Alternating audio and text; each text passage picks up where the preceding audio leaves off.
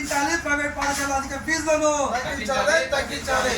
రద్దు చేయాలి. గుర్తింపు లేని నడుస్తున్న ప్రైవేట్ పాఠశాలపై అధికారులు వెంటనే రద్దు చేయాలి.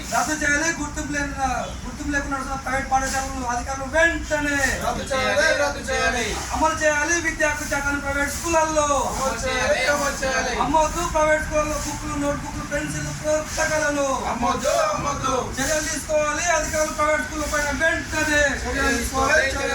తగ్గించాలి. ప్రైవేట్ పాఠశాల అధిక ఫీజులను తగ్గించాలి. We want Justice. We want Justice.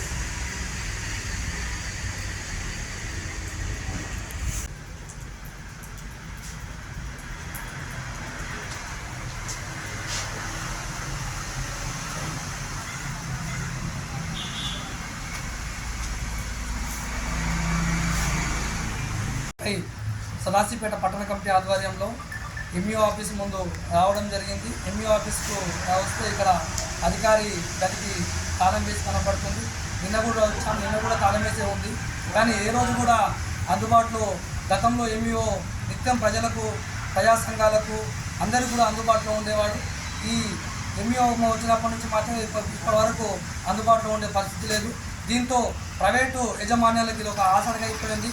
బుక్కులు, పెన్నులు, పెన్సిళ్ళు కూడా బహిరంగంగా అమ్ముతున్నా. ఏ ఒక్క ప్రైవేట్ పాఠశాలలో కూడా ఈరోజు ఎంఈఓ చర్యలు తీసుకోవాలి. డ్రెస్ కూడా అమ్ముతున్నారు. ఇవి చెప్తామని చెప్పి ఈ ప్రైవేట్ పాఠశాల బలవంతంగా బుక్కులు కొనాలని చెప్పి అమ్ముతున్నారని చెప్తామని వస్తే ఎంఈఓ విద్యాధికారులు అందుబాటులో ఉండకపోవడం చాలా దుర్మార్గం. ఇది సరైన పద్ధతి కాదు. ఒకవైపు విద్యా సంవత్సరాలు ప్రారంభమై తల్లిదండ్రులు విద్యార్థులను స్కూల్లో పంపిస్తే వాళ్ళ రక్తాన్ని పీల్చి ఈరోజు వేలాది రూపాయలు ఈరోజు దండుకుంటున్న ప్రైవేటు పాఠశాలలో చర్య తీసుకునే విద్యాధికారులు నిర్ధమత్తులో ఉన్నారని చెప్పి ఈరోజు మేము డివైఫై నుంచి ప్రశ్నిస్తున్నాం.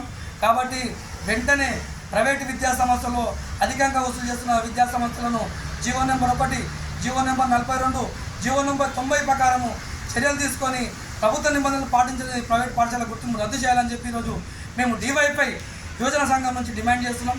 లేదంటే పెద్ద ఎత్తున ప్రైవేట్ పాఠశాలల ముందు ధర్నాలు నిర్వహిస్తాం. దానికి విద్యాధికారుల బాధ్యత వహించాల్సి ఉంటుందని చెప్పి ఈ సందర్భంగా తెలియజేస్తున్నాం. Hi everybody, this is Kiriti Damaraju. Like, share and subscribe to Saira TV. Oh, Saira!